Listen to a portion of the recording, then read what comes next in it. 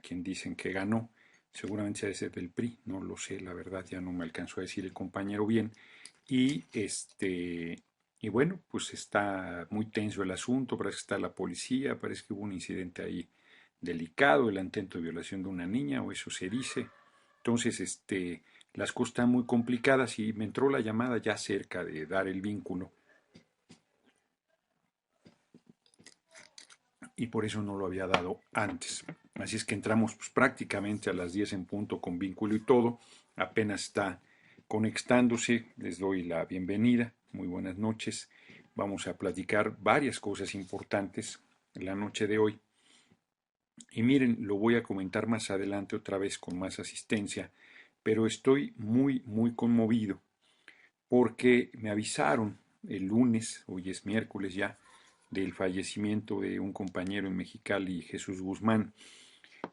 A mí a veces de nombre, tengo buena memoria, pero es demasiada la gente que conozco y entonces hay a veces compañeros y compañeras que no los acabo de ubicar exactamente. Entonces cuando me dijeron es un compañero de lucha, ha estado ahí con nosotros en el movimiento, estaba en Morena al parecer, Jesús Guzmán. Y bueno, pues di el pésame, no lo acababa de ubicar. Y apenas hace rato, hace un momento en realidad, 5 antes de las 10, un compañero, Napoleón, me mandó una foto. Y le dije, a ver, mándame una foto para ubicarlo. No, hombre, lo superubico a Jesús. Bueno, me mandó una foto aquí en mi departamento porque en un viaje que él tuvo que hacer a la Ciudad de México, yo había hecho un recorrido por Baja California, estuve en Ensenada, en un buen evento ahí con mi amigo Alfonso García Quiñones, y él me regaló un vino de la región, pero viajaba yo en avión y ya ven que no se pueden transportar más de 100 mililitros y yo no quería documentar la maleta, una maleta pequeña, eh, regularmente las cargo conmigo y no les hago la historia larga, me trajo este vino Jesús. Además platicamos, estuvo aquí en la casa, nos sacamos una foto. Por supuesto, cuando estuve en Mexicali fue de los compañeros ahí cercanos apoyando mi visita, la charla que dimos. Y ahora que me mandó la foto y que lo ubico perfecto a Jesús, pues me ha conmovido profundamente porque era un hombre de 32 años, recién cumplidos, además los cumplió hace unos días. El domingo se lo celebraron, no sé si el mismo domingo fue su cumpleaños, y el lunes había fallecido. No me han dicho las condiciones en que murió, me dicen que fue dormido, al parecer amaneció ya muerto, y me ha conmovido. Digo, la muerte de alguien nunca es una buena noticia, menos la muerte de un compañero. Y este hombre además era un hombre muy joven, Jesús. Acaba de entrar a la universidad, además había sido aceptado en la carrera de Derecho, estaba muy contento, estaba celebrando su cumpleaños y el ingreso a la carrera y hoy lo sepultaron. Pues todos pasaremos por ahí, indiscutiblemente, pero eso no es ningún consuelo ni ninguna gracia. Lamento mucho la muerte del compañero. Al rato les mandaré un correo a la familia. La verdad es que qué pena que haya fallecido Jesús Guzmán, compañero de lucha, joven, 32 años, y pues en plena eh, desarrollo de sus capacidades, y de repente, pues así está.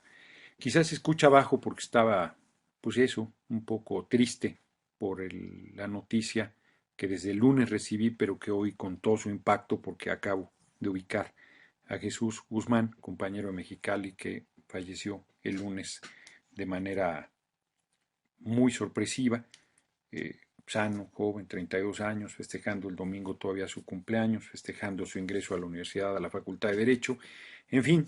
Y les decía también a los poquitos que habían entrado en el momento de las 10 en punto, di muy cerca de las 10, está explicándole las razones, que se me cortó la llamada de un compañero de los que han estado luchando en defensa del Estado laico, Neftalí se llama, Se me cortó, me estaba comentando el tema de Namosoc, que está muy tensa la situación y quería ver con quién hablar en Puebla para tratar de evitar que hubiera una represión en este momento en el pueblo que está sublevado en contra de la imposición de la pasada elección a presidente municipal. Yo espero que el gobierno intervenga sensatamente para resolver un conflicto político de manera política y que no use la represión y que genere un problema mayor en Amozoc, Puebla. De todos modos, pues acabando la TUDCAM, me comunicaré con el compañero y bueno, pues una desgracia, la muerte de Jesús Guzmán, compañero de lucha en Mexicali. Compañero joven, compañero de Morena y compañero del movimiento. Pues hemos perdido a un compañero muy valioso. ¿Cómo están? Tengo bastante información. Fíjese, bueno, empezó ayer el periodo extraordinario, ridículo periodo extraordinario. No sacaron lo que tienen que resolver de los consejeros electorales del IFE. El consejero electoral del IFE no se pone de acuerdo, entonces se pospone. No resuelven la reforma política que quedó pendiente desde nuestra legislatura, más bien quedó para la nueva legislatura toda la reglamentación secundaria del referéndum, del plebiscito, de la iniciativa preferente, de una serie de cosas. Y bueno, pues tú oías bajo, Juan Limas, pero nadie más me dice que esté oyéndose bajo. Pero qué bueno que ya lo resolviste con los audífonos. Sí, animado estoy, pero no me dejó de afectar la muerte joven de 32 años, hombre. O sea, nunca es buena la muerte, pero menos para un joven. En fin, les decía yo, ridículo, ayer 20 minutos del periodo extraordinario y hoy sacaron 3 leyes en unas cuantas horas, sin ninguna discusión de fondo. Lo de las deudas de los estados, les pusieron un límite, pero no permitieron ninguna reserva, no permitieron ninguna discusión de fondo, les tienen sin cuidado, sacaron un código penal único y sacaron alguna otra cosa ahí, pues, francamente menor, Beltrones queriendo exhibir al Senado, pero la verdad es que era una demagogia ese periodo extraordinario cuando las fuerzas políticas están crispadas después del resultado electoral donde era previsible, yo lo dije, iban a decir que estaba hablando a favor del PRI, no hombre, pues era evidente que el PRI iba a pasar encima por muchas razones, porque la gente no está participando, porque el voto corporativo del PRI es el más grande de los votos corporativos, porque los aparatos estatales funcionan, porque en no pocos lugares el narco se metió a favor del PRI. Entonces, pues una serie de resultados terribles, donde la oposición solo sale bien parada, entre comillas, en Baja California, sin ofender a la gente de Baja California, porque hubo votos, por supuesto, por el PAN, pero me da la impresión que ahí la negociaron y sacrificaron al candidato del PRI para que el PAN pues, no se pusiera sulfuroso y puedan sacar la reforma petrolera y el IVA alimentos y medicinas, que es además una propuesta del PAN, del programa de la derecha, y que pues el PRI ha hecho suyo y que quiere sacar adelante. Al PRD no le dieron nada, ¿no? Lo tienen ahí de sirviente a la cúpula del PRD, pasaron encima de todos, Quintana Roo los avasallaron, Veracruz entregado, la izquierda. Entonces, era un periodo extraordinario, verdaderamente ridículo, sin ninguna importancia de fondo. Habían amagado con que iban a hacer la reglamentación de la reforma educativa, pues traen toda la presión de los profesores en varios estados de la República, Guerrero, Michoacán, señaladamente, Oaxaca. Entonces iban a tener una presión bárbara en el Congreso, al final no.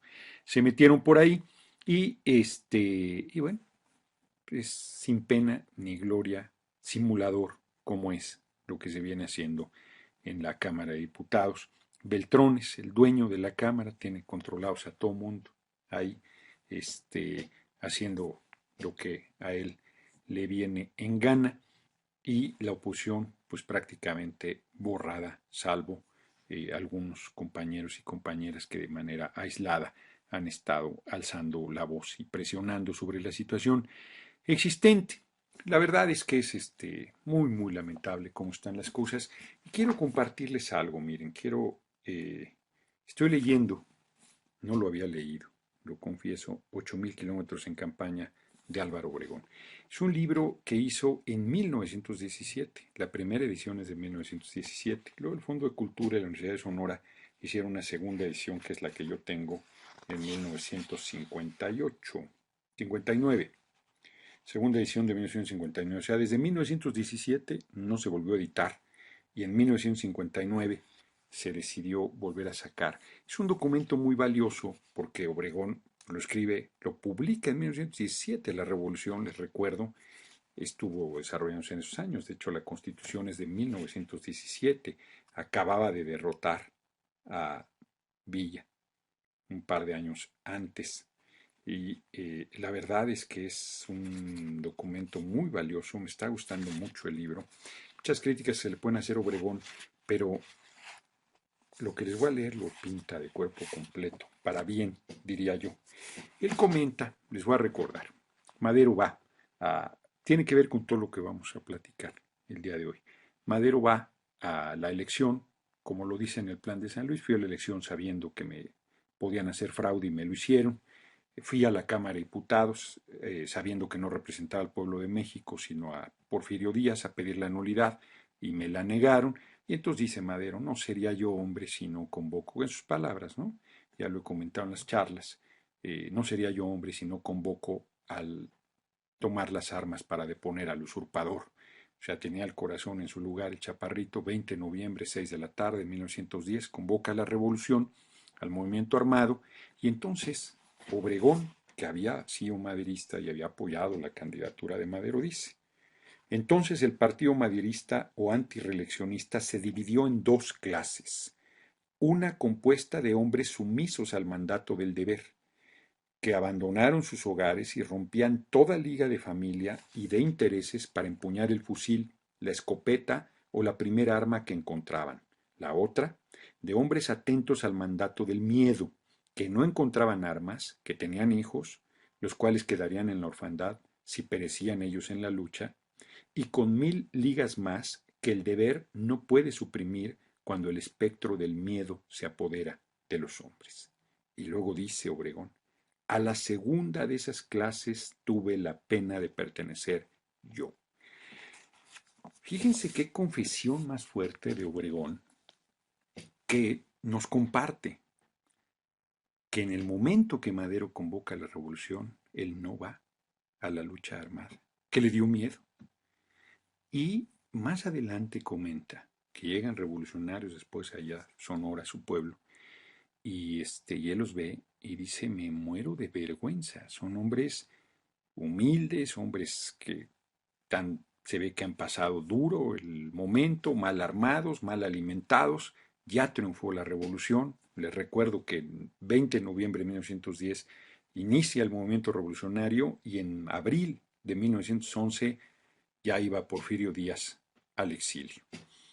Madero accede a la presidencia después de una presidencia provisional de un incondicional de Porfirio Díaz y León Corral, si mal no recuerdo, y entonces Obregón es elegido presidente municipal en Guatabampo y él dice, yo sigo avergonzado porque sé que estuve corto, sé que me dominó el miedo, sé que debía haber salido a pelear y fíjense, se viene el golpe de Estado de Victoriano Huerta contra Madero antes del asesinato y ya están presionando en el pueblo de Sonora a su gobernador Maytorena para que desconozca a Victoriano Huerta.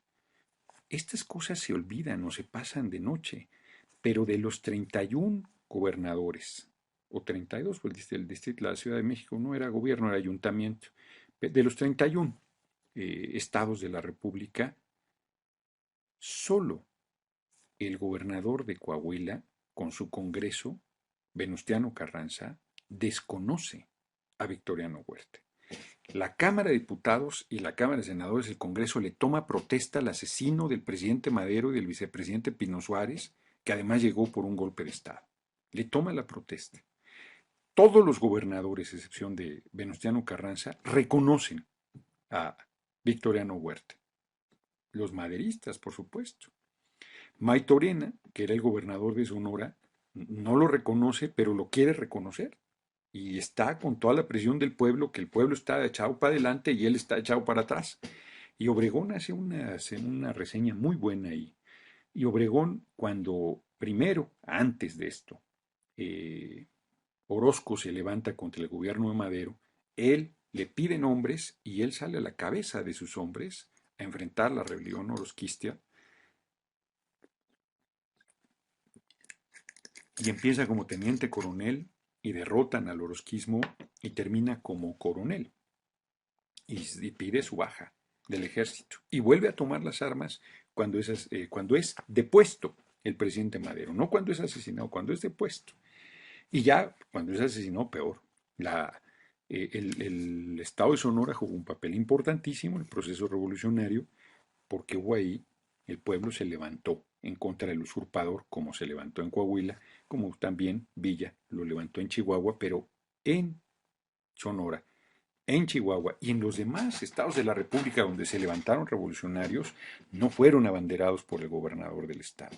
El único gobernador que desconoció a Victoriano Huerta fue Venustiano Carranza y por eso se convirtió en el primer jefe del ejército constitucionalista. Pero lo que les quiero decir con todo esto, ¿qué es? Lo que les quiero decir es que uno puede acobardarse en un momento dado. Es que uno puede no estar a la altura de las circunstancias en una situación específica, pero que eso no acaba de siendo justificación nunca. Y que uno sabe que se ha quedado corto. Y que uno sabe que no ha actuado con hombría, con la virilidad o con la feminidad necesaria, con la firmeza como ser humano para hacer frente a la circunstancia. Obregón corrige y luego se juega la vida todo el tiempo, todos esos años. Obregón no deja de participar en ninguna batalla importante, primero para derrotar al usurpador, a Huerta, y luego cuando se dividen los revolucionarios, le toca jugar del lado, decide jugar del lado del primer jefe, de Venustiano Carranza, y derrota nada menos que a Villa. Bueno, Obregón no pierde una sola batalla, pero lo que les quiero decir es un tipo valiente, un tipo brillante, un tipo verdaderamente inteligente, solo con primaria, se vuelve un generalote y derrota a todos los generales de carrera del ejército de Porfirio Díaz, que era el que había dejado Madero intacto, y luego derrota al ejército revolucionario más poderoso que había habido, que es la División del Norte de Francisco Villa, y a uno de los generales más importantes y destacados de la revolución, como fue Francisco Villa. Entonces, podemos juzgar muchas cosas después que podemos entrar ahora a este tema, pero lo que yo les quiero rescatar es, eran un puñado. El primer ejército de Obregón es de 70 hombres, 70. Luego le toca encabezar un ejército de 300. Acaba encabezando todo el ejército constitucionalista. Primero toda la zona de occidente, noroccidente, y luego pues es el secretario de guerra del gobierno de Venustiano Carranza.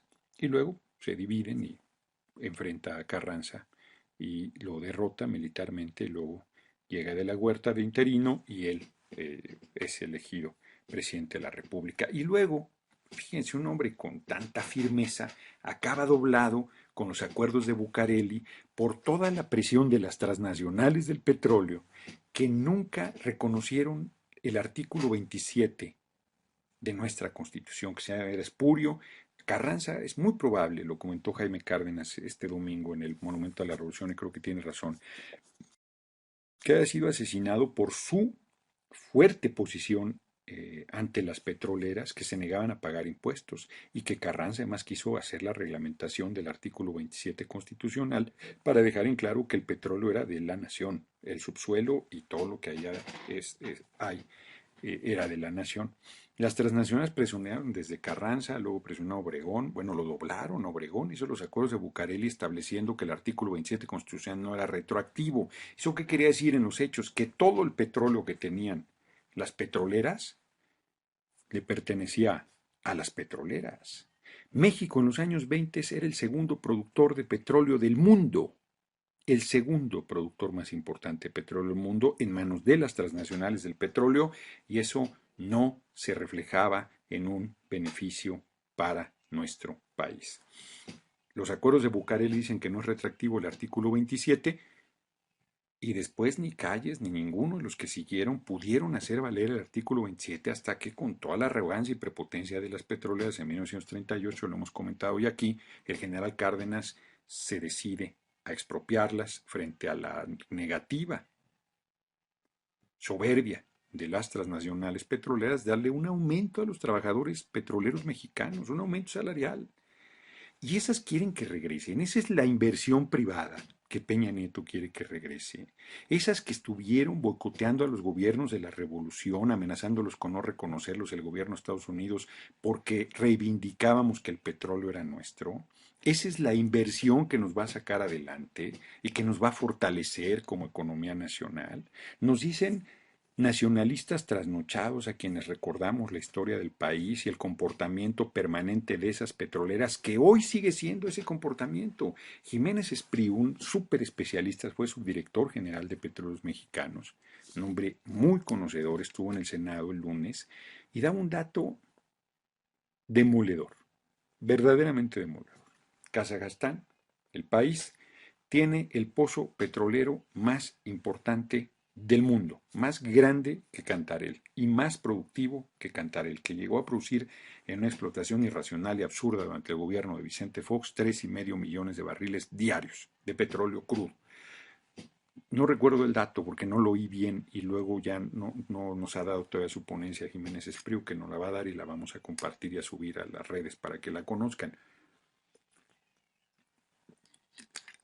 Son mucho más de 2,5 millones, mucho más de 3,5 millones de barriles diarios los que produce ese pozo en Kazajstán.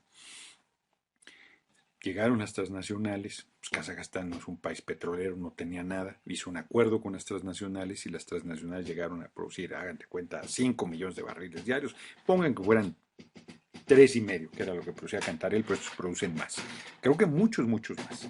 Pero olvídense del número, pongamos que fueran 5 millones de barriles diarios los que se producen en Kazajstán en manos de las transnacionales, en manos de la inversión privada a los que quiere darle la apertura a Peña Nieto. Bueno, ¿saben qué porcentaje de petróleo le estuvieron dando a Kazajstán con los mismos contratos que Pemex ha estado haciendo antes de que hagan esta reforma, con los mismos contratos riesgo o bajo la manera y las formas que quieran y les da la gana decir? ¿Qué porcentaje de petróleo creen de esos millones diarios de barriles que le estaban dando al país dueño de ese petróleo, las transnacionales con su generosa inversión privada para sacar adelante la actividad productiva? 2%. O sea, de cada 100 barriles que sacaban les daban 2. Fíjense lo que estamos diciendo. Ese es lo que quieren que venga. Y dicen, no, es que no se van a quedar con una gota de petróleo. No, es que se los vendes a ellos mismos. Pero ellos te cobran la extracción y se quedan con parte de la renta petrolera. Si cuesta $9 el barril y nosotros lo sacamos, nosotros podemos sacar los barriles de petróleo y nos cuesta $9 y se venden 110. ¿Para qué diablos los necesitamos? ¿Para qué diablos los necesitamos? Pregunto yo. Vuelven a decir que la tecnología. Bueno, la tecnología se compra. No es necesario. Ahora están inventando que el gas shale, ¿no? Que se necesita. Son puras necedades, como antes hablaron de la tecnología en aguas profundas. Nosotros tenemos petróleo en tierra firme y en aguas someras. Nos conviene más entrar a aguas someras. Conviene hacer nuevas exploraciones. Estamos produciendo 2,5 millones de barriles diarios. Y solo necesitamos 1,500,000 o 1,700,000 de barriles para consumo nacional. ¿Para qué producimos más? ¿Para qué necesitamos sacar 2,5 millones o 3 millones como quieren? ¿Para qué? Para exportarle a Estados Unidos. ¿Y para qué le exportamos 1,000,000 de barriles de crudo a Estados Unidos si podemos venderle gasolina refinada a Estados Unidos? O podemos venderle productos derivados de la refinación del petróleo a Estados Unidos y no venderle el crudo y luego comprarle a ellos los productos refinados, como la mitad de la gasolina que estamos consumiendo y que antes no importábamos nada. De 1938 a 1982, durante toda la época nacionalista, no importamos gasolina. Y después, en la época neoliberal, se empezó a importar porque ya no construyeron nunca más refinerías. Y hoy estamos importando la mitad de la gasolina. Es imbécil exportar crudo e importar gasolina e importar derivados del petróleo. Es una barbaridad, es un despropósito. Pero dicen además que Pemex no sirve. Bueno, les comparto datos que en el artículo del domingo los dio Alfredo Jalife. Son de él. No me voy a adornar con datos que no son míos. Son verdaderamente contundentes. Pemex es la 13ª economía más importante de Latinoamérica, después de pago de impuestos. Petrobras aparece en el lugar 6. Petrobras aparece en el lugar 6. Bueno, sin embargo, ¿dónde anoté ese dato? Bueno, por aquí lo tengo, ahorita se los encuentro. Pero antes de pagar impuestos, Pemex está en el lugar número 1 de Latinoamérica. Porque Pemex paga el 67.4%, aquí está. No dice cuánto paga Petrobras, pero no paga ni el 40% paga. Venezuela, PDVSA paga 39.9, el 40% de sus utilidades. Nosotros pagamos el 67.4 Pemex. Noruega, que tiene Statoil, que es de las más poderosas del mundo, paga el 19%. En Colombia pagan el 11% sus empresas petroleras. Nosotros en México la Secretaría de Hacienda sangra con el 67.4%. Antes del pago de petróleo, de impuestos, Pemex es la número 1 de Latinoamérica, la empresa más poderosa de América Latina hoy en día, con su corrupción del sindicato, que es chiquita comparado con la corrupción de Peña y sus amigotes, de Calderón y sus amigotes, de Fox y sus hijos políticos y sus amigotes, de Cedillo, sus familiares y sus amigotes, de Salinas y todo el saqueadero que hizo de Pemex, que fue el principal y sigue siendo uno de los principales saqueadores del país. A pesar de eso, Pemex es la primera empresa de Latinoamérica. Bueno, Fortune. No lo dice Carmen Aristegui, que dicen que es de izquierda, no es, simplemente es una mujer que hace su tarea. No lo dice La Jornada, que dicen de la izquierda, que es de izquierda y no es un periódico que medio decentemente se comporta. Lo dice Fortune, una empresa gringa que se dedica a clasificar muchas cosas, entre ellas a las empresas del mundo. Pemex es la empresa número 36 del mundo. 36. No hay más que 3 empresas mexicanas en las primeras 500. Pemex en el 36, American Móvil en el 158, que es Slim, con todo el monopolio que le dieron de Teléfonos de México, y el monopolio que ahora tiene prácticamente de celulares y, perdón, internet, 158, lejísimos de Pemex, y paga el 6%, paga el 6%. Pemex paga el 67.4%. Y CFE en el lugar 491, a pesar de la corrupción y sacadero que los gobiernos en turno han hecho y de que la mitad de la electricidad que se consume se le está comprando a particulares. A pesar de eso, Comisión Federal de Electricidad tiene el lugar 491. ¿Dónde están las demás empresas nacionales? Esos empresarios, Consejo Económico Empresarial, que están de histéricos gritando que qué bueno que la inversión privada, no se enteran que ellos van a ser desplazados y entrarán y que va a ser para Shell, para Chevron, para ExxonMobil, para todas esas, BP, ¿no? Y no para ellos. Como los han venido excluyendo de la petroquímica, como los han venido excluyendo de todo, hasta de las tiendas de la esquina los han excluido, ¿no? Y están los Oxxo y todas las cadenas transnacionales, la comercial mexicana de Mexicana tiene el nombre, el sistema financiero nacional de Nacional tiene el nombre, está prácticamente al 100% en manos del capital extranjero, y a pesar de eso, los empresarios totales débiles, coreando las políticas neoliberales que les han sido totalmente agresivas, contrarias a sus propios intereses de los empresarios, ya no digo del pueblo de México que ha sido mortal. Gente que aquí dice, que está muy bien. Lo de la inversión privada, pues no entiende nada. Repite como lorito lo que está diciendo la... Lugar 36 en el mundo Pemex. Y dicen que no sirve. Es el lugar 36. Luego, el propio... Le pone una friega Alfredo Jalife al ITAM, que está metido ahí en un documento vendepatrias, porque el ITAM es la cuna, el centro neurálgico del neoliberalismo en México. Eso es lo que es el ITAM. Son unos entrevistas igual. Entonces, no hay dinero. El Banco de México tiene 166.377 millones de dólares. 166.377 millones de dólares. Una refinería cuesta 500 millones de dólares.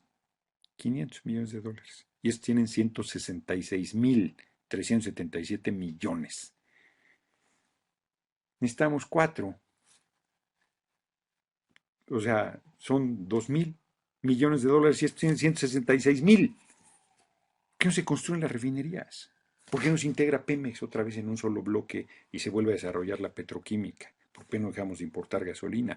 ¿Por qué importamos gas natural para mover las generadoras de electricidad de la Comisión Federal de Electricidad cuando tenemos agua? Esa no tenemos. Tenemos sol, tenemos viento y tenemos petróleo. Podemos usar petróleo, sol, viento, agua o todos juntos. Ah, no. Lo hacemos a un lado e importamos gas natural. Pues se necesita ser imbécil para hacer algo así, o ser un cretino. O sea, ¿cómo importan gas natural que se paga en dólares y que impacta el precio de la energía eléctrica, de la luz, como se le conoce popularmente? Por eso los recibos llegan como llegan, porque estos cretinos, en vez de usar agua, sol, viento o derivados del petróleo, usan gas natural que es importado. O sea, es criminal esa política, es verdaderamente infame. Volvamos al tema de que no hay dinero. El ahorro de los trabajadores, la CONSAR, 50.000 millones de dólares.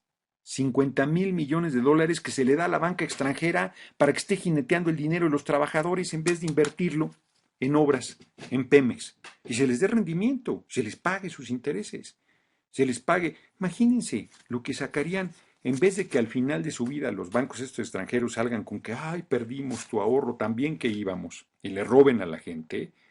Ese dinero se invirtiera en actividades tan rentables y productivas como Pemex y les daría mucho más de lo que los dan estos bancos saqueadores y miserables, extranjeros, que además les hemos dado 1 billón de pesos, 1 millón de millones de pesos, de rescate el FOBAPROA y sigue subiendo.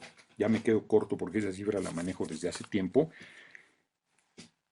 Y eso sí invierte el 11% en Estados Unidos de los ahorros de los trabajadores.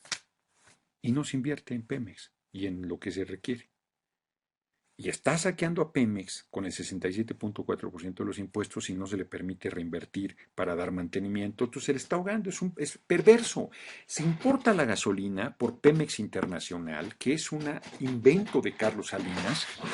Divide Pemex en exploración, en varias, petroquímica, entrega la petroquímica diciendo que no es que es secundaria cuando es la básica. Y crea este engendro de Pemex Internacional, que resulta que es la que vende al exterior el crudo y todos los derivados que sacamos del petróleo, e importa, y no le da cuentas a nadie, ni al Congreso, ni a la Auditoría Superior de la Federación, ni a nadie. Tienen cuentas en las Islas Caimanes, en paraísos fiscales, y es un robadero que da gusto, y aparece como una empresa privada. Y por eso no da cuenta a nadie, es de Pemex, es el comercializador en el mundo de Pemex. Creación de Salinas. Y luego, cuando importa gasolina, pues le importa más cara de lo que a Pemex le cuesta. Ah, pues la mete en Pemex Refinación y entonces Pemex Refinación aparece como no rentable porque las pérdidas de la diferencia entre lo que le cuesta a Pemex producir y lo que paga además de la gasolina importada no es Pemex Internacional, sino se la cargan a Pemex Refinación. Y por eso siguen diciendo que no es rentable la refinación de la gasolina en el país. Se necesita ser perverso para hacer esas cosas, ¿no? Y la gente no sabe de todos estos detalles y entonces sigue repitiendo la tontería de que Pemex no sirve y de que la corrupción del sindicato, que por supuesto que hay corrupción en el sindicato, pero esa corrupción es pedorra frente a la brutal saqueo que hace el gobernante en turno con sus amigotes del petróleo y de todo en torno a él. Y a pesar de eso, Pemex es la empresa 36 en el mundo. A pesar de esa corrupción, a pesar de ese saqueo, a pesar de que la han ahogado, a pesar de que la sabotean, es la empresa 36 en el mundo. ¿Se dan cuenta de lo que estamos hablando? Luego hubo datos bien interesantes que dio tanto Francisco Carrillo, que lo invitamos ya también a nuestros eventos del domingo ahí en el Monumento a la Revolución, y particularmente los de Jiménez Espriu. Fíjense, Petrobras, dice Jiménez Espriu, dicen que es muy eficiente. La pregunta, dice él, es ¿para quién es eficiente? Para las transnacionales. Brasil encontró nuevos yacimientos muy importantes de petróleo, muy importantes. ¿Se los dio a Petrobras? No.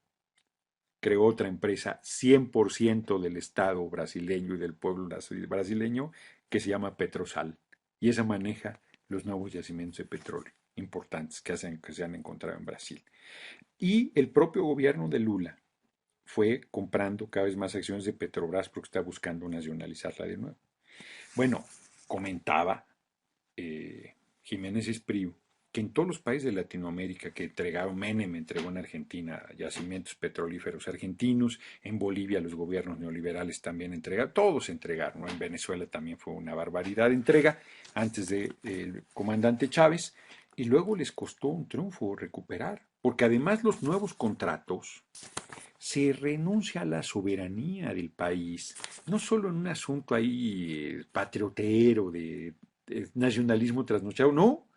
Si tú tienes un litigio con la transnacional, no lo resuelven los tribunales mexicanos, lo resuelven en el exterior, los tribunales extranjeros, que dependen del Fondo Monetario Internacional y que están las petroleras ahí como interés fundamental. Pues eso es absurdo, absurdo.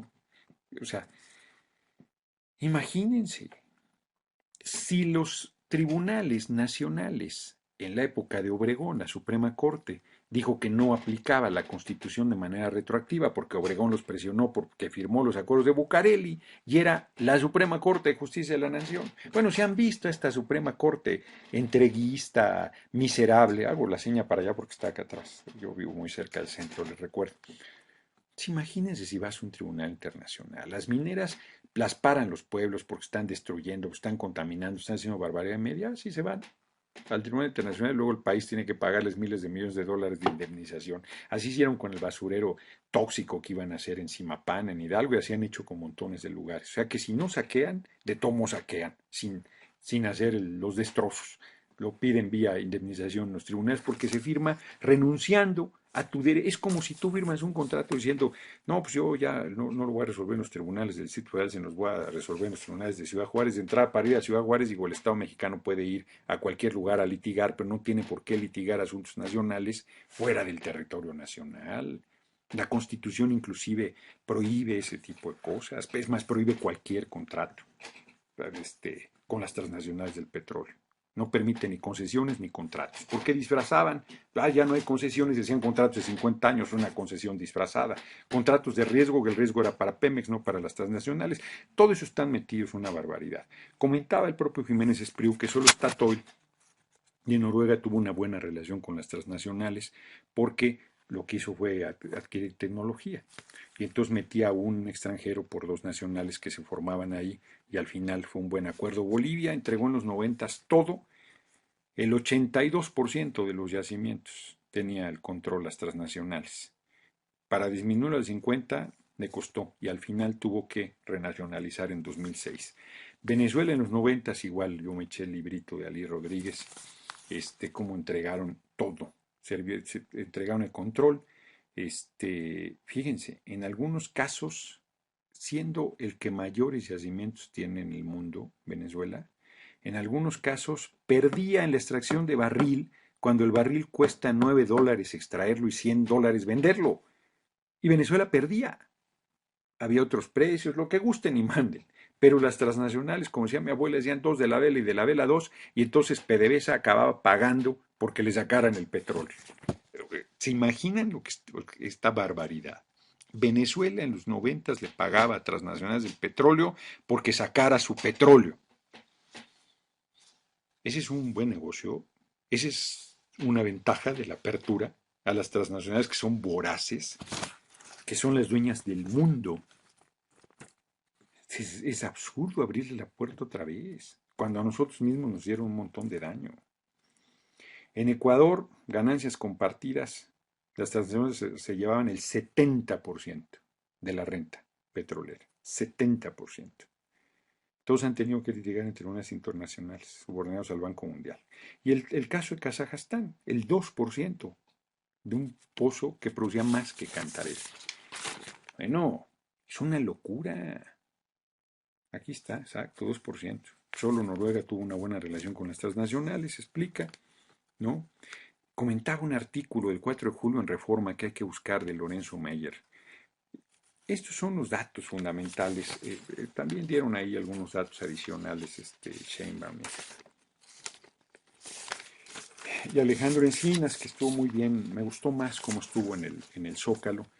Y el libro de Ocampo Torrea, lo he estado prestando porque están sacando copias para que los compañeros puedan acceder a él, porque yo les tengo ahí unos cuadros comparativos, Ocampo Torrea, de cómo era antes de 1938, cómo fue de 1938 a 1982 y cómo fue en el periodo neoliberal, cómo es de 82 a la fecha. El desmantelamiento, el destrozo, la verdadera política criminal, vendepatrias irresponsables de traición a la patria que han venido desarrollando, es infame realmente. No olvídate, bueno, la mitad del territorio que nos robó Estados Unidos y que es un litigio vivo, la verdad se ha dicho. Pues, ¿qué les vas a confiar a ellos, que son unos piratas, man? No me refiero al pueblo de Estados Unidos, me refiero a sus empresas, esas transnacionales, son voraces, son brutales, son contaminantes. Me comentaba hoy, platiqué con mi amiga Fernanda Campa, que es una súper especialista del tema. Me decía lo de Chicontepec, los campos de Chicontepec no han sido rentables, por eso no los explotan y porque dan poco petróleo. Bueno, pues ahora tienen una técnica que se llama Prakel o algo así. Denme por bueno el término. Pero la técnica consiste en que hagan de cuenta que la Tierra es una esponja y tiene ahí entre las curvas y todo metido petróleo y gas, el famoso gas shale. Bueno, pues lo que hacen es meter agua a presión con químicos para que salga el petróleo. Y pueden producir petróleo y gas y hacer rentable ahorita que está a más de $110 el barril. Pero pues van a cobrar por eso una tecnología que es brutalmente contaminante. En el paraíso, que es Veracruz, Chicontepec está en Veracruz, van a contaminar aguas, usan químicos verdaderamente agresivos. Hay un artículo que me acaba de mandar sobre todo los cánceres y todas las barbaridades de lesiones a la salud que está generando el uso de envases de plástico, ¿no? Fíjese una ventaja de tomar agüita en botella de vidrio. Pero todo sin plástico ya, una pequeña digresión. Yo en mi casa se compraba agua electropura, no se tomaba agua de la llave y eran en recipientes de vidrio, los garrafones. Hoy no hay nada, todo es plástico, los garrafones, la comida, las mermeladas, las cajetas, las mayonesas, todos los alimentos que antes eran en vidrio, hoy todo es en plástico y se ha desarrollado de manera brutal los diferentes tipos de cáncer y una serie de enfermedades que antes no se daban y que este estudio establece que es por ello. Bueno, ahora químicos con el agua, metidos a presión en la tierra con un nivel ahí para sacar el petróleo, pues ¿qué les importa? Que contaminen, que hagan destrozos, que hagan barbaridad en una zona tan hermosa como Veracruz y Tabasco, con esta técnica, pues es verdaderamente absurdo. Y luego nos explicaba Fernanda, se dan de cuenta que esto es el Golfo de México, así, ¿no? Y entonces dice, lo más cercano a Estados Unidos, ¿no? Esto es lo más, perdón, lo más cercano a México y esto es lo más cercano a Estados Unidos, ¿no? Aquí en aguas someras perforas 100 metros y ya te empieza a encontrar petróleo, o poco más si quieres. Acá tienes que perforar una barbaridad, que es lo de la nueva tecnología en aguas profundas, a más cerca de Estados Unidos. Si tú tienes petróleo y pozos en toda esta zona de Campeche, de Veracruz y demás, y la hay en aguas someras, ¿para qué diablos vas a ir a perforar cerca de Estados Unidos a aguas profundas? Primero, para que Estados Unidos le quede más cerca, y segundo, para comprarles sus tecnologías, y tercero, para meter a sus empresas con el pretexto de que esa tecnología se necesita cuando la podrías comprar. Si puedes perforar en aguas someras a 100 metros, pues es verdaderamente imbécil. Pues eso es lo que están planteando. Su política no tiene defensa en una discusión seria, racional, con argumentos, con elementos, con bases, con conocimiento. No tienen manera. Fracking. Frackings. Hydraulic fracturing. Fracking. Muchas gracias a quien me mandó el dato.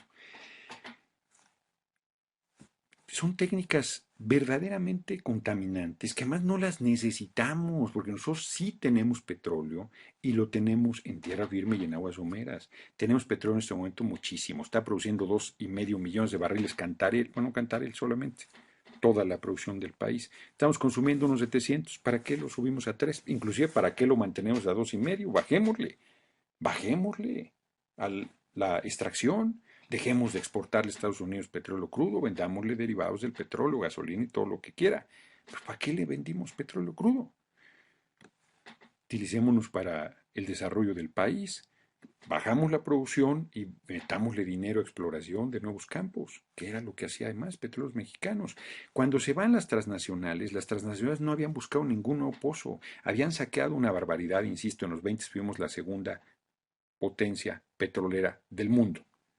Y eso no tuvo ningún beneficio para el país. Se acabó en Poza Rica, que se llamó Poza Rica porque era, ¿no?, la faja de oro, le llamaban a toda esa zona, superproductora de petróleo, y a las transnacionales valió seguir buscando. Y más cuando se empezaron a dar los conflictos, ya dejaron de hacer exploración. Cuando llega a la expropiación en 1938, al principio se batalló porque no había exploración de nuevos campos, y luego se desarrolló y se encontraron campos y se desarrolló de manera muy fuerte Petróleos Mexicanos. Hay que meterle otra vez a exploración y eso lo hace perfectamente Petróleos Mexicanos. Hay desarrollo de tecnología propia nacional, absolutamente. Es más, hay una tecnología, Demex creo que se llama, es que no tengo el libro de Campo Torreanto, estoy hablando de memoria, que se ha vendido a otros países del mundo, porque Pemex ha desarrollado tecnología propia también. Pemex no tenía la tecnología para entrar a aguas someras, la compró, la aprendió y hoy desarrolla su propia tecnología en aguas someras. Al principio no la manejaba porque habíamos tenido pozos en tierra firme. Entraron a aguas someras y ya es del dominio de Petróleos Mexicanos y pagó la tecnología en su momento sin necesidad de asociarse con ninguna transnacional. Pues eso es verdaderamente absurdo, es un argumento sin sentido. Es evidente que Peña Nieto no solo es vendepatrias, sino que está siendo presionado por el Fondo Monetario Internacional, por Estados Unidos, por los grandes intereses de las grandes transnacionales, para entregar el petróleo. Y es evidente que Acción Nacional siempre ha estado en esa posición. Y ahí el PRI y el PAN pueden hacer mayoría en el Congreso, pero nosotros tenemos que detener esas iniciativas. Y la manera de detenerlos, les leí lo de Obregón, porque nos podemos acobardar, podemos quedarnos cortos, podemos justificar con miles de cosas nuestro miedo y no actuar, pero vamos a terminar actuando como Obregón. Cuando digo actuando como Obregón no me refiero a las armas, porque además yo sigo pensando que podemos hacer una transformación pacífica del país a través de la desobediencia civil absoluta, sino me refiero al hecho de que vamos a tener que luchar, de que vamos a tener que reaccionar y que comprometernos. Mientras más nos tardemos, más difícil va a ser, pero lo vamos a tener que hacer. Porque además si entregan Pemex, que da el 40% del presupuesto nacional, o se va al piso el presupuesto, o lo paga el pueblo, que no sé de dónde lo va a pagar. Y entonces la pobreza, el hambre, la miseria y la desesperanza va a ser mayor todavía en nuestro país. Si así están privatizando la educación pública, están desmantelándola, las cuotas que cobran son cada vez más excesivas, si así están desmantelando los servicios de seguridad social, si así no hay vivienda, si así hay 60 millones de pobres, a pesar de que tienes a Pemex y una riqueza bárbara y eres la 13ª economía del mundo, imagínense si entregan a Pemex. Si entregan el petróleo, si entregan la renta petrolera, pues para ser preciso, $9 cuesta un barril, se vende en 110. La renta petrolera la resta de 110 a 9. O sea, quitando lo que te cuesta, sacas tus costos y estás con más de $90 de renta petrolera. Es por eso por lo que vienen las transnacionales del petróleo. Por $90 por barril y producimos 2,5 millones y quieren producir 3 millones de barriles diarios. Échenle número de lo que se quieren llevar. Y eso que mal, chueco, complicado, de alguna manera llega al pueblo. Ni eso quieren. Y quieren entregar todo. Y hoy dicen que van a hacer la gran infraestructura para las petroleras, no para la gente. Y a veces ni para eso. Acabo de ir a Tula. La entrada de la supercarretera Querétaro a Tula es infame. Infame. Y esto es una de las importantes, una de las 4 refinerías del país. Importantísima. Y está hecho una desgracia el camino. Una verdadera desgracia. Hombre, la salida para conectarte o la entrada hacia Tula es, no, es una cochinada de camino. Hay después doble carril, pero una parte es verdaderamente infame y es la refinería.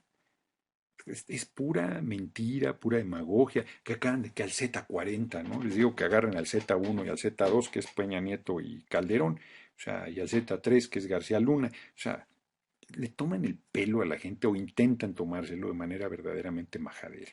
Entonces, nosotros tenemos que ponernos el corazón en nuestro lugar. Seguir diciendo, ay, no, es que me van a correr si falto. Ay, no, es que me van a sacar de la escuela si no voy. Ay, no, es que no puedo dejar de comprar porque tengo que comprar. O sea, en primer lugar de obesidad por las porquerías que estamos comiendo, los refrescos. Nosotros somos un país de aguas frescas, de aguas de frutas. Tenemos una variedad bárbara de frutas. Es un regalo de la naturaleza. Tomamos Coca-Cola y todos los refrescos estos que te ponen gordo, espantoso. Tenemos ya el primer lugar de obesidad en el mundo. Es verdaderamente una tragedia. Estamos permitiendo, me decía alguien y yo de repente dije es excesivo. No, no es excesivo. Si es que lo están haciendo para enfermar al pueblo, para tenerlo tonto, para tenerlo con la estima baja. Imagínense un gordo, pues no tiene la estima, perdón, sin ningún asunto peyorativo, pues tiene la estima jodida. Una mujer que está súper pasada de peso, un hombre que está súper pasado de peso, pues tiene regularmente la estima jodida. ¿Qué va a estar pensando en luchar? ¿Qué va a estar pensando en comprometerse? ¿Qué va a estar pensando? No, está pensando en que no vale.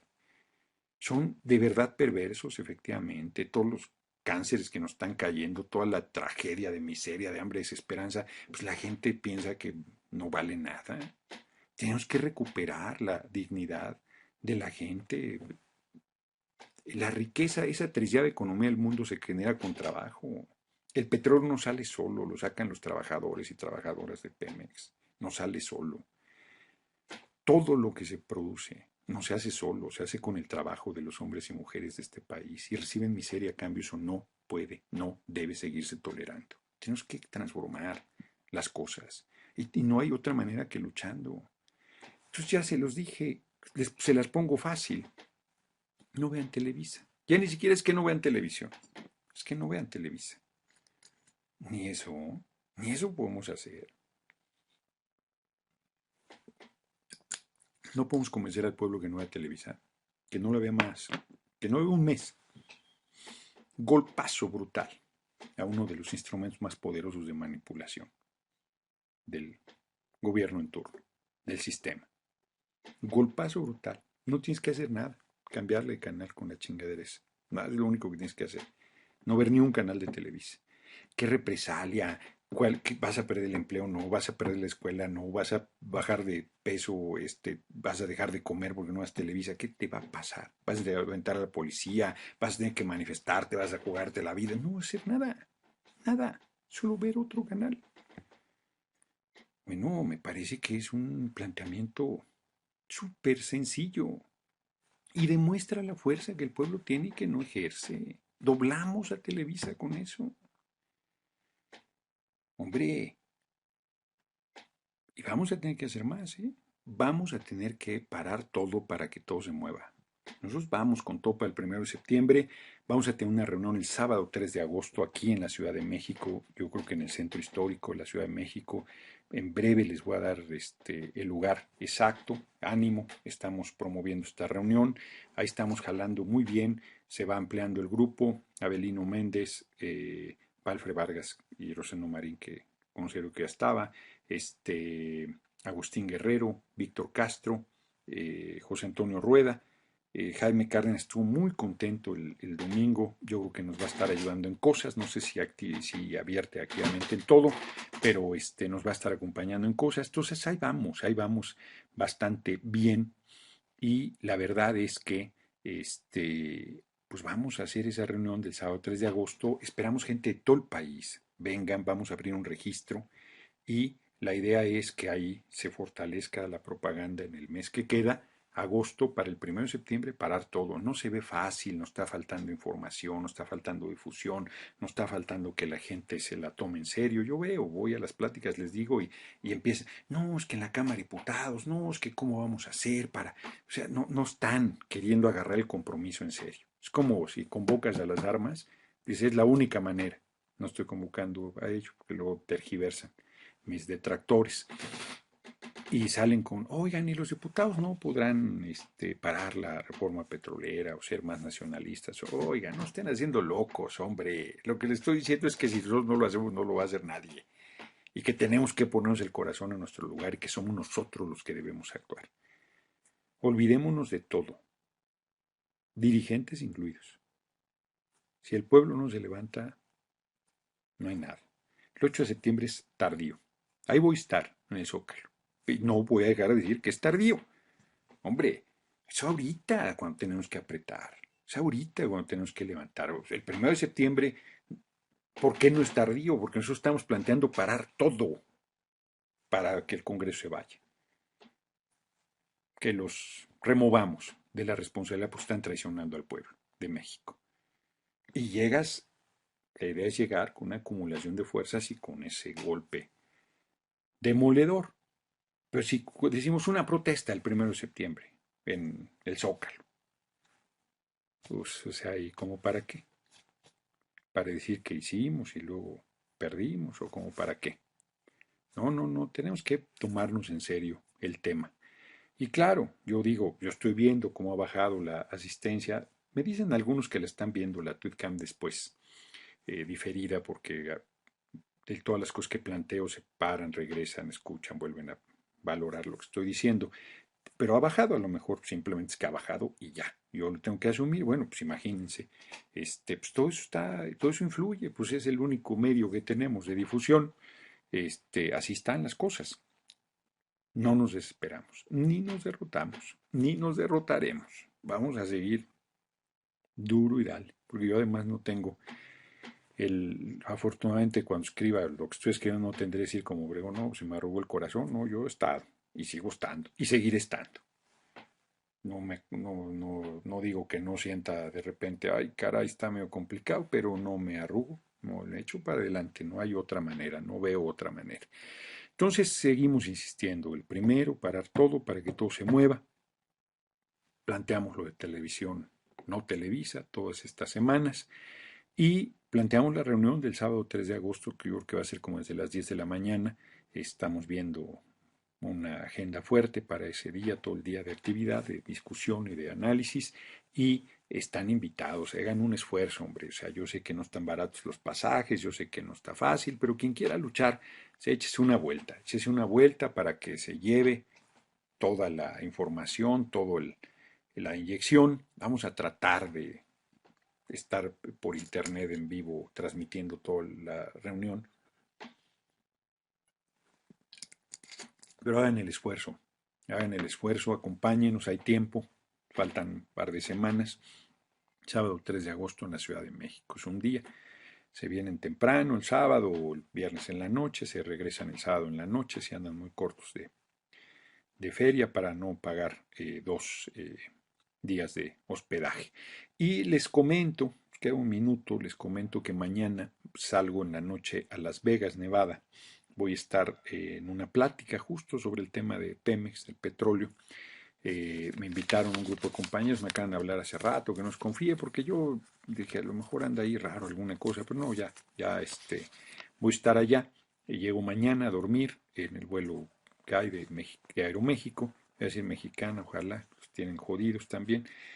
Hizo una intervención tan bonita a un trabajador de Mexicana diciendo, yo vivía muy bien, tenía contrato colectivo, 32 años trabajé en Mexicana, no me arrepiento, y hoy a la calle de la noche a la mañana, si permitimos el petróleo, es peor, es como corrernos a todos. Yo creo que tiene razón. Entonces, les decía, me voy mañana en la noche a Las Vegas, el viernes estaré en una entrevista de radio, me decía, en una rueda de prensa, la charla en la tarde, el sábado ya estaré rascándome el ombligo y el domingo me regreso para la Ciudad de México.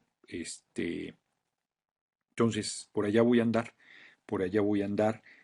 Parece que vamos a tener un ajuste en el ponente de este fin de semana.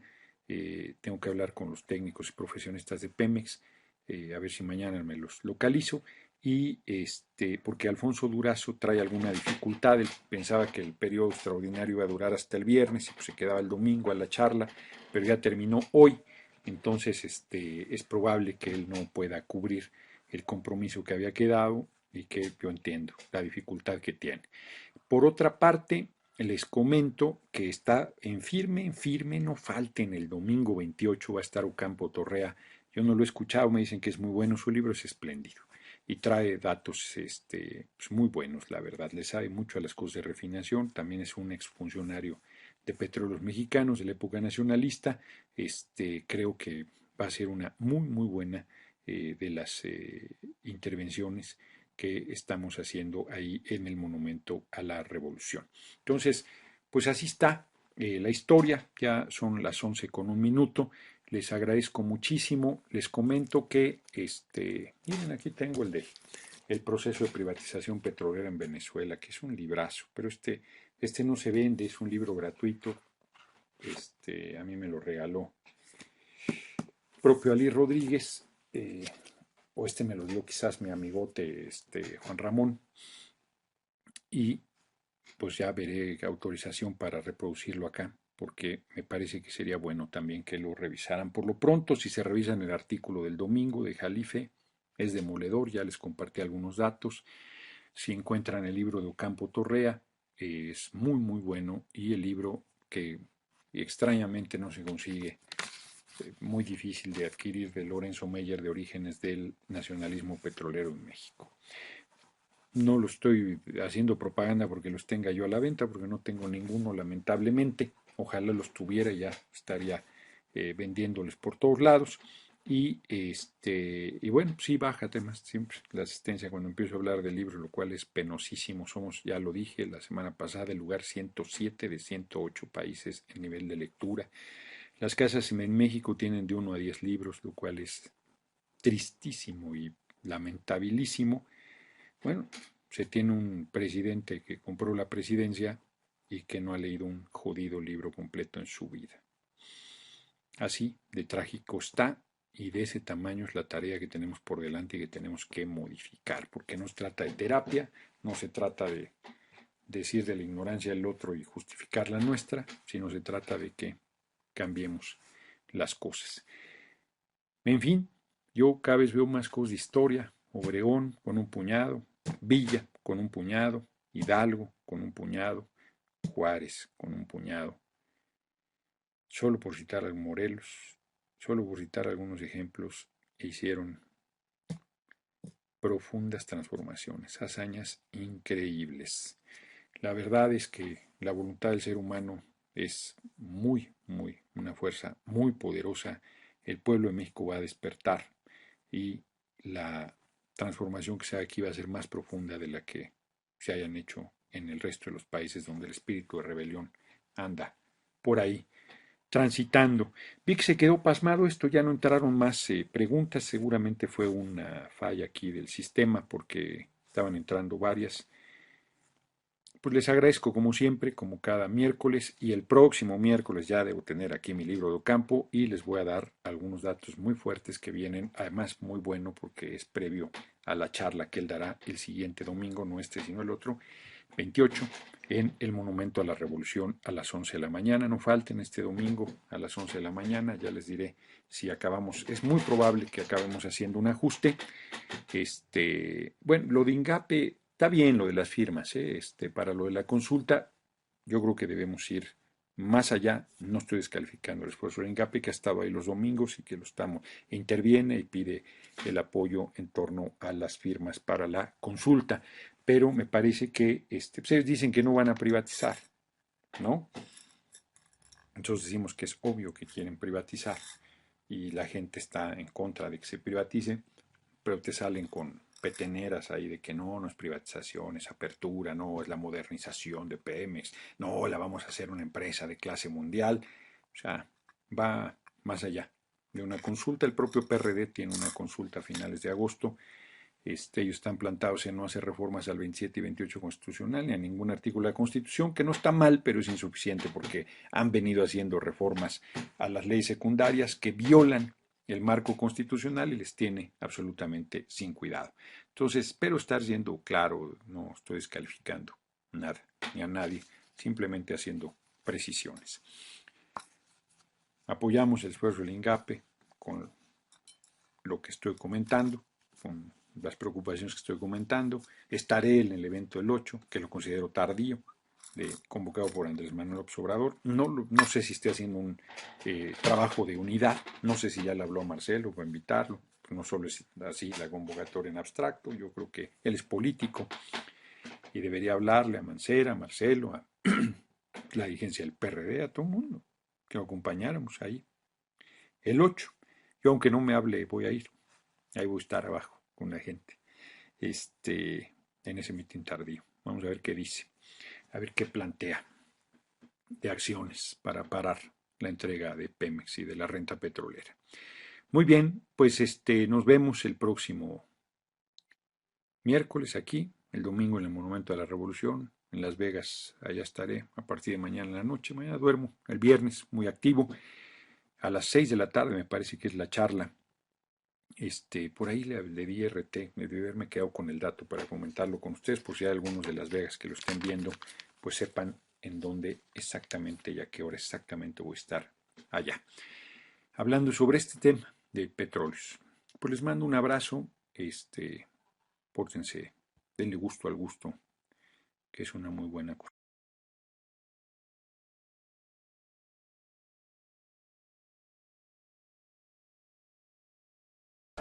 Hagan de cuenta que esto que tengo aquí es el presupuesto, 3,5 billones. Lo vamos a meter aquí abajo, ¿no? Y luego los movemos. Y luego les pregunto, ¿dónde quedó la bolita?